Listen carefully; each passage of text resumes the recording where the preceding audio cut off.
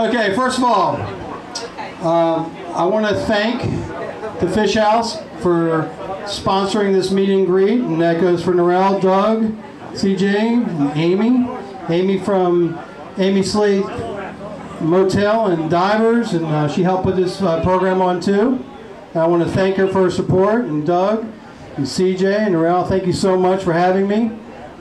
A couple things I just want to cover, and they're very simple. One, biggest question is, what are you? What political affiliation are you? And I can tell you that I used to be a Republican until I signed up for this county commission race. I decided that there was already 2 Republicans running for the race. There was no Democrats, and at the time there was no independents or NPAs. So I said, well, why not be an NPA? Because that's really what I am. That's no party affiliation. I really believe that Monroe County doesn't have room for partisan politics.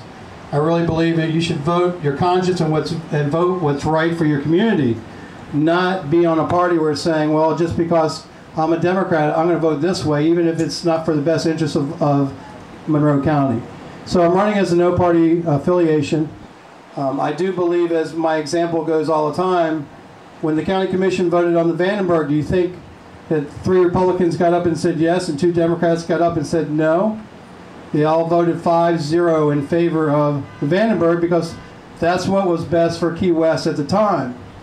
So I really believe in my heart that this town is too small for partisan politics, and that I'm not a Democrat, I'm not a Republican, I'm not an independent, but I really believe in voting for the best person for the best job. It's going to be best for you, for your county. And I believe I'm that person running in this race.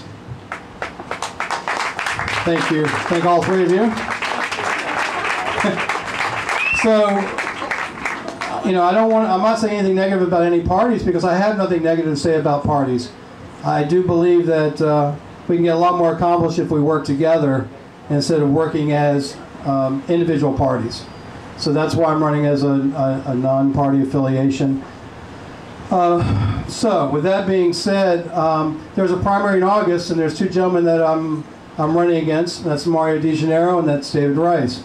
They're going to run off in August, and I'm going to meet one of them. And then there's also David Vassell from Marathon, who's running as an NPA. I look forward to running a clean campaign against whoever wins the primary. I do believe that one of the reasons that I am running is because I don't think the Upper Keys is getting their fair shake. No. When I was on the Alameda Village Council, and I'll get to that in a minute, you Key Largo people, I really believe that we were just looked over. It was really 4-1 all the time. It was never 3-2. It was never a swing vote. And I think that we missed out on a lot of things. And I have to tell you, George Nugent and I really were aligned on a lot of things, because when we went and talked about wastewater and sewers back then, and back then Sonny McCoy was responsible for our pocketbook, he says, we'll let you know when you're ready for money. And I said, excuse me, we're in a general meeting together, our first ever. I said, I've got a question. And he goes, yes, sir. And I go, no disrespect, but who made you God? Who told you that when the state gives you money, you're going to tell us what we get? I go, I don't understand that. I think we are a certain percentage, 18% or whatever we are of the county, and that's the kind of money we should get. There shouldn't be any strings attached, because you have your constituents up here that need money, and then so forth with everybody else who had constituents in their different districts. And George Nugent says, you know, Mike, you're right. You're absolutely right. So George and I have a little camaraderie between the 2 of us, and I feel like I have a friend on the board already.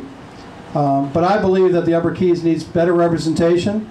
Not that I'm not going to be the representative of all the people, because the way it's mandated in the county is that I'm a candidate of District 4, but I'm a candidate for all the people, not just for this district, which runs from mile marker 89 to mile marker 50. But Sylvia needs help. Sylvia is by herself. I don't think we'd have this concrete public war if she had somebody else helping her fight the battle. And now, thank goodness, the battle's over, and we don't have that problem anymore, but I don't think we needed to have it to begin with. So my idea of representing Key Largo is to make sure that if there's any state money that comes down the pipeline, which there is none, you get your fair share. If there's any federal money that comes down the pipeline, that you get your fair share. There is none.